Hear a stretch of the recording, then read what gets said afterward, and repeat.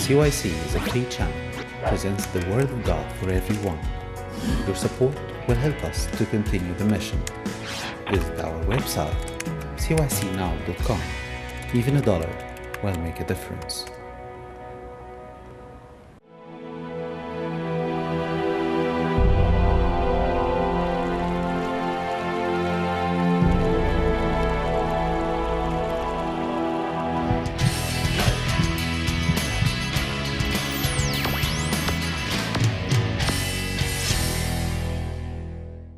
Hello, and welcome back to another episode from our series, CYC MD. Previously, you may have seen our show where we talked about cancer, we talked about tumors, and we went into a little depth as to definitions and different prevention methods.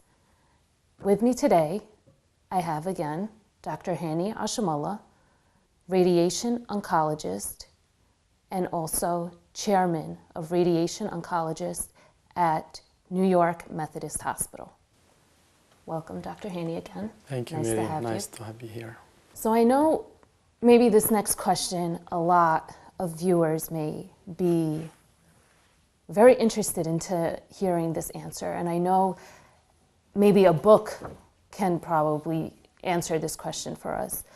But can you tell us different treatment methods that can be used for cancer? Yes. So I mentioned briefly the last time we were together that there are three major modalities of treatment. The first one is surgery, which a fellowship could be attended called Surgical Oncology Fellowship. And usually it's after a resident spent 3 years of surgery, he specialized in surgical oncology for, I believe, 3 more years. And a surgical oncologist is a type of a surgeon that is only specialized to remove cancers. And of course, those are a very sophisticated type of surgeons who are very aggressive. They have to go through very aggressive surgeries because sometimes they need to remove the pancreas, and the pancreatic cancer is very close to a major blood vessel. They may need the help of another surgeon to graft the vessel or to make sure they don't leave any tumor behind. However, though, sometimes although the tumor is completely taken out, or in many circumstances cannot be taken out, or in between, they took most of it out but left a residual tumor out, they end up by having to do something called local radiation therapy. And that's the second modality, which I am specialized in. Radiation oncology is a type of medicine where we use a very high doses of X-ray to target a certain place where the cancer is deposited in order to suppress the cancer, kill the cancer cells, and abolish the presence of cancer in that area. That can be done without surgery or can be done after surgery. Can be done in early stages and can be done in later stages, can be done before surgery in order to make the tumor operable, meaning can be resected, or can be done after surgery because the cancer was not amenable for surgery because it was stuck to the heart, for example. Radiation therapy uses a very, very high sophisticated big machines. Each machine is about between $2 and $3 million. And those machines rotate around the patient. And in the sophisticated types of machines we use today, they target very much the cancer while they are trying to avoid the normal structures in the vicinity. So, for example, if there is a tumor near the heart, we can target the tumor while keeping the dose to the heart at minimum. If it's a prostate cancer, we can target the prostate while reducing the dose to the bladder or the rectum or the hip bones. So that's what we call radiation therapy. Within radiation therapy, there is a type of procedures sometimes we have to do, which we insert radiation sources inside the cancer. So we work with our colleagues in the surgery section, and they open up the cancer and we insert radiation pellets or seeds or sources. It's used a lot in prostate cancer, head and neck, GYN cancers, The idea of it is to try to kill the cancer in its own bed. The final modality, or the most common third modality, is chemotherapy, which under a title of fellowship called medical oncology. And medical oncology, usually they spend about 3 years in medicine, then you spend 2 to 3 years in studying medical oncology. Medical oncology is the science of using chemicals in order to kill the cancers. And the chemicals could be chemicals or could be biologic therapy, could be immunologic therapy. And all of these tumors, it depends on what type of cells we use or they use a specific type of a targeting chemotherapy in order to reach that area. Of course, the difference between radiation and chemo, radiation is local to the area where the cancer is, while the chemo reaches all the body. But in many, many instances, they work together. A lot of cancers, we must give both together in order for us to reach a good level of cancer control. What are certain complications or maybe side effects that are associated with both treatments? So, as you mentioned earlier in your introduction, that in the last time we met, that cancer is a very difficult disease, but can be cured, and if not cured, can be controlled. However, to reach that level of cure or control, there are some costs, some expense. And the expense could be some side effects. Fortunately, though, in this era that we are living in, a lot of these modalities have become so advanced that the quality of life for patients have maintained so well and almost the same in spite of the cancer treatment. For example, there are types of radiation can be given now to a very focused type of tumor without hurting the other areas, and the patient can continue to work, come back for treatment, never feel any bad thing. With chemotherapy, the side effects could be nausea, vomiting, loss of hair, loss of nails, feeling numbness, which we call it neuropathy. They have medications, and you are a pharmacist, so that a lot of medications that you guys have devised now being used by pharmaceuticals and by oncologists in order to reduce the side effects. So sometimes they use an anti-vomiting or nausea medications before they give the chemotherapy. Unfortunately, in spite of all what we do, there will be some side effects, like the loss of hair. And the loss of hair, the good thing about it, it comes back in 3 to 6 months. Of course, during this period, it's a bad side effect for a lady to go without her hair. And of course, you're talking about side effects. One of the major side effects is psychological impact, that I feel I'm not ready to go out because I lost my hair. A person who, for example, lost his eyebrows, or a child who's getting a lot of chemotherapy for a bone marrow transplant for leukemia, he doesn't want to go to school because he doesn't have not just hair of the scalp, but he doesn't have even hair of the eye or of the brow. So it's a very complex type of management when we deal with a cancer patient. And the side effects could be numerous, but there's a lot of things we could offer. So how would you describe the relationship between a patient and an oncologist? The oncologist is supposed to be the doctor who will stay behind after many other doctors have left the patient, almost. In other words, at least that's my belief in oncology, that a good oncologist should be a good human being, ready to be the closest person to the patient in the times of need. They will need the doctor so much. They depend on the doctor so much. There are times that they just want to talk. There are times they need to get security and hope, even when they know that the hope is very small. But the doctor needed to give the reality of the disease, but giving also, on the other hand, what the doctor can offer to hopefully get the disease under the control. And if the doctor really, at least now we are in a Christian channel, if a doctor is a true Christian, there is a lot can be used from Christianity, regardless of what the patient religion. He could be Hindu, but a true Christian oncologist could actually become a better oncologist only because he has a Christian background. Because there is a lot in Christianity that makes oncology such a science, a Christian science, because you are helping a person in a very much time of need and in a time that he may lose trust in many things, including God. Actually, just stirred up a quote by Einstein in my head where it says, religion without science is blind.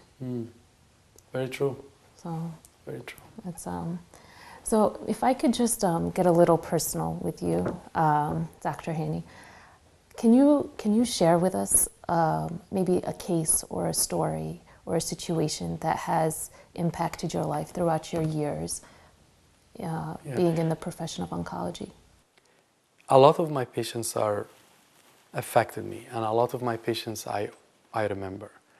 There is one child, however, that I don't know if you remember him, but he was living in the vicinity of Queen's Church. He was 15 years old when he developed a very bad cancer of the bone in this area, which is called sarcoma. When he came from Egypt, they were supposed to cut his leg. However, we were able to get him here, and he was treated by some type of surgery, but without losing the leg, chemotherapy. Went and lived good in Alexandria for about 2 years, and Mina returned back, unfortunately, with the cancer going back to his lungs. But what I will never forget, that Mina was a very, very brave boy, very brave boy. And many times I used to find his father crying, and maybe I'm not doing that well as well. And he is strong in his faith and hopeful and laughing and jokeful, and makes people around him actually feel less stressed. And many times I would find him in his room, all the kids are playing, and I brought him on a trip, for example, but of course he's not running that much, so he sits in his room holding the Igbeya, and he was citing some of the Psalms. Eventually Mina died after about 4 or 5 years, but he left a legacy or a memory, not only in my heart, but in many people actually who dealt with him. And up till now, we remember him, we laugh at his laughs, and I think he affected me in a way that the bravery that he was handling his disease was not at all parallel to his age. That's very strong and deep. Yeah. Actually, I myself, I know people that have strongly impacted me as well, that have struggled and fought the disease, and thank God they overcame it. And I mean, things like this just make you just always thank God and just realize how blessed we are just to, yes, when we wake up, and to be able to know that we have, you know, legs that we could walk with, we have everything, and we just don't, we just take many things for granted, and yet those that don't even have what we have are still thanking God. Very true. Thank you so much, Doctor. We will take a short break and be right back.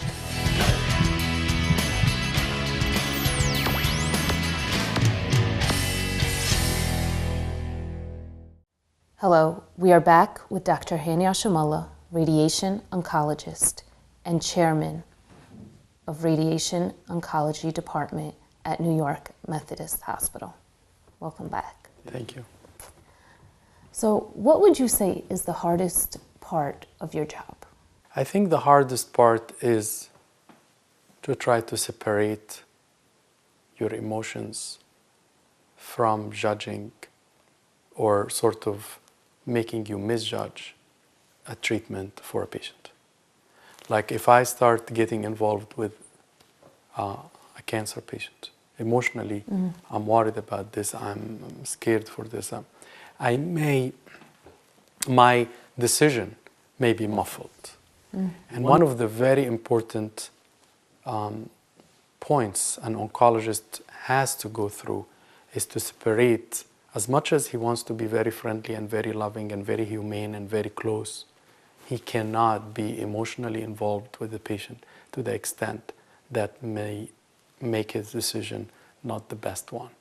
And I must say, it could be tough, especially if you're treating children with cancer, which I don't do, thankfully, a lot, but it can. And should I go through this, I usually request that somebody else takes the care of the patient, because at that time I may not be the right doctor for the patient. Well, being a pharmacist, I know that the field of oncology is constantly being researched and constantly new regimens are being implemented for different treatments of different areas that are focused for cancers. How are you able to keep up with the different regimens and different treatments, different medications that are being researched and are now being implemented in different regimens? How are you able to keep up with everything? I mean, you really, we are governed by so many, as you know, continuous medical education. We have to go through a lot of hours of training almost on a yearly basis with all the newer technologies, whether it's technology or pharmaceuticals. We also, I'm part of training residents, so for us to train radiation oncology residents, we have to keep up with the science and to become at the edge. And that's also a reason for us to be always aware of whatever published. Again, you do your best, you keep studying, and that's why the doctor will never stop studying. But in the same time, there are meetings, there are places that you get training in, and that's why we keep what we call like CME, or continuous medical education. What advice would you give to a patient's family or patient's friends when the news has been brought that the patient is diagnosed with cancer? Okay, so let me first say a word to the patient. So the patient who got the news for cancer, he will go through, or she will go through, unbelief. I can't believe, or this is very shocking, it's not me, or I'm going to die. Or denial. I don't have anything, the doctors are wrong, I'm not going anymore, I'm not going anyone to examine me. And I need to tell those patients, just be realistic. Trust the system, trust the doctors. You can have other opinion, but once you know the disease, know what's wrong with you, know what's needed to be done, go for it, and then leave the rest to the doctor and to God. But you cannot keep laboring or denying. Your question, though, is more important, which is the people around the patient. And I find that sometimes those people could make the management, the treatment, much easier if they are around the patient, but not necessarily trying to baby her or him too much. So it's very important that they say, no, you must go. Yes, you have to go through it. But I'm tired, I'm fatigued, I don't feel good, I don't feel hopeful.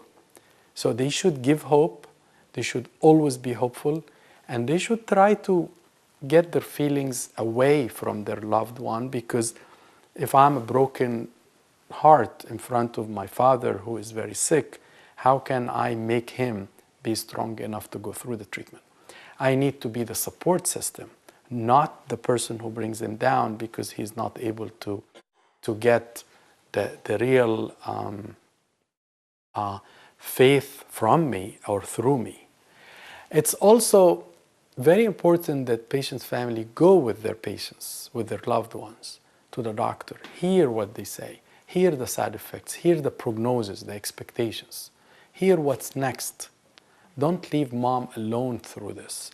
Don't leave your sister or brother go through this alone. They may say, no, I don't want you to come. They may say, I'm fine. But your presence makes a difference. And take it from someone who have attended so many interviews with patients who come alone versus patients who come with his wife or his daughter or his son.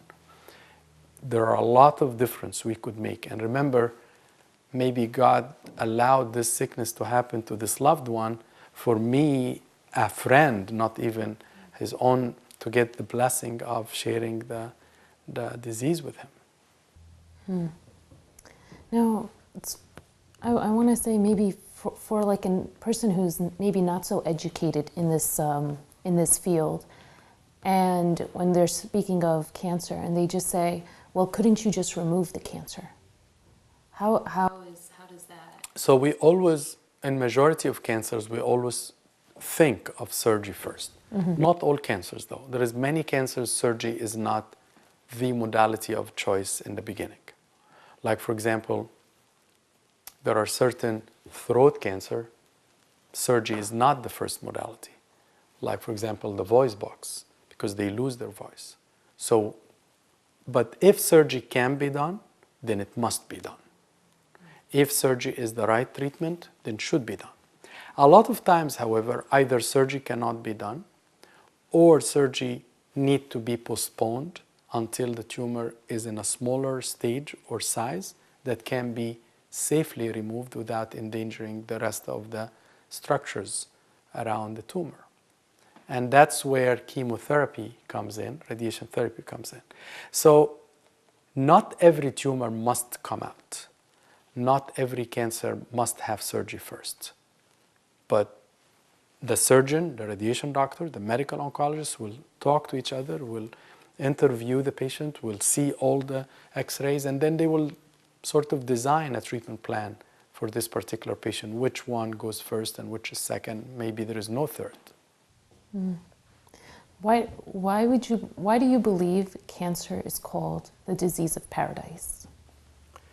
I believe the one who designed the term with a very pious father who died in the 20th century in Alexandria. His name is Father Bishoy Kamel. I think he's the one who started this term. And he himself died of cancer, lung cancer. A person who really receives the cancer as news for me to shake up, to wake up, could benefit from the cancer to modify his or her life in order for me not to end my life only in this earth. So it's almost like a very strong alarm to the patient and to his family. So if I know that I have cancer and my doctor is telling me, listen, this is incurable and you have a very whatever time, I could use that for my own benefit by modifying my life, changing my life in order for me to get closer to God. Hence, I'm almost thinking that paradise now is at hand. So while all diseases could be carrying the cross, as we say in Christianity, however, in this particular disease, because at least some of it could end, shortening the person's life, you could almost plan the final years to be closer to God. And they call it the alarm for paradise.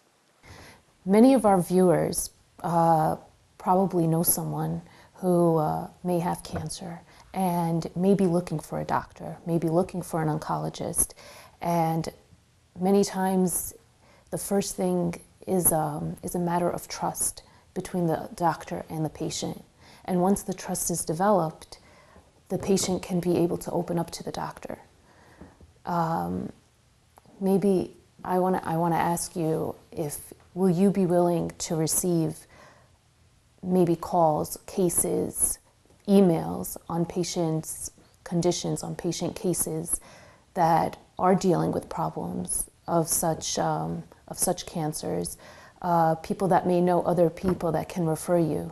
Would you be willing to receive such emails and any information in regards to their cases and be able to help them? Sure, I'll be happy to. I'm already receiving a lot of consults from Egypt who they want to get our opinion here in the States. By all means, if I can be of any help through phone or email, you can put the email, and whatever your message that you receive, you can forward to me. I'll be happy to answer them. Thank you so much. Thank you. I'm sure this will be a great help to many people. I hope I can. Sure. Many people, the hard thing is to find the doctor where they can trust, and once the trust is there, the treatment for many can start. It's a blessing I would love to take. Thank you so much. Thank you. I hope you enjoyed our episode today on CYC MD with Dr. Haney. Please, if there's any questions or any concerns or any cases that you would like to send to us, please do so. As Dr. Haney said, he is willing to help anyone who needs any assistance. Until next time, God bless.